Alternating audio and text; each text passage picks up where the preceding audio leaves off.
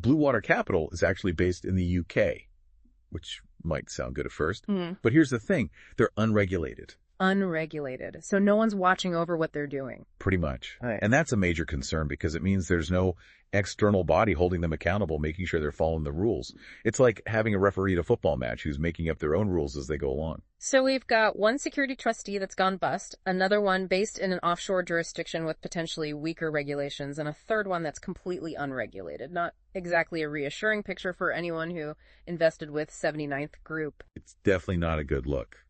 And it highlights the importance of understanding the risks of investing in loan notes, especially when you're dealing with companies with questionable practices and a lack of transparency. And that lack of transparency goes beyond just the security trustees. Remember how 79th Group had that whole web of new companies, most of which hadn't been audited either? It's like they were intentionally trying to make it really hard to figure out where the money was going. Absolutely.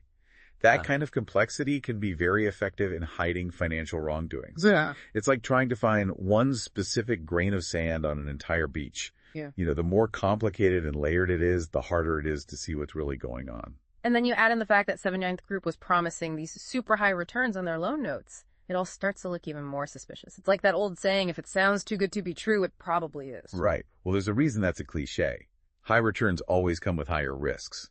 And when those risks aren't explained clearly or are intentionally hidden, it's a massive red flag. So what does all this mean for the people who actually invested in these loan notes from 79th Group? What can they do at this point? Well, like we said before, acting quickly is key. The sooner they take action, the better.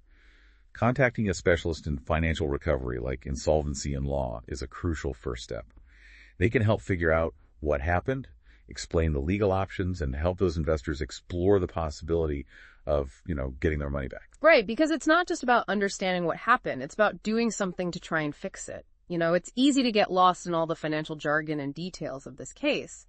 But really it comes down to this people trusted 79th Group with their savings based on promises and assurances.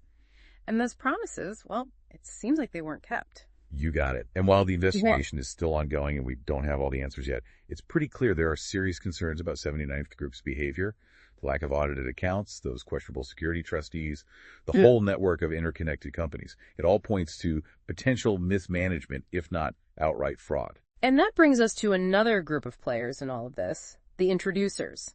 These are the people who are out there promoting those loan notes, connecting 79th Group with potential investors. What was their role, and how much responsibility do they bear? That's a really good question, and it deserves a closer look. The role of introducers in these investment schemes can be tricky, and understanding what they did is key to figuring out the whole story of what went down. Okay, so let's shift our focus now to those introducers and see how they fit into this whole 79th Group puzzle. So we've talked about the loan notes, the lack of transparency, the questionable security trustees. Now let's talk about these introducers. Who are they, and how did they work with 79th Group? Introducers are kind of like matchmakers, but for finance. They connect companies that want to raise money with people who want to invest. Some work on their own. Some are part of bigger firms. They usually have big networks. They go to industry events.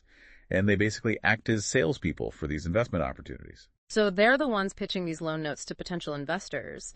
But how much did they actually know about what was going on at 79th Group and how risky these investments were? That's the big question, and that's what investigators will be looking into. Were they just passing on information they got from 79th Group, or did they do their own homework to make sure these loan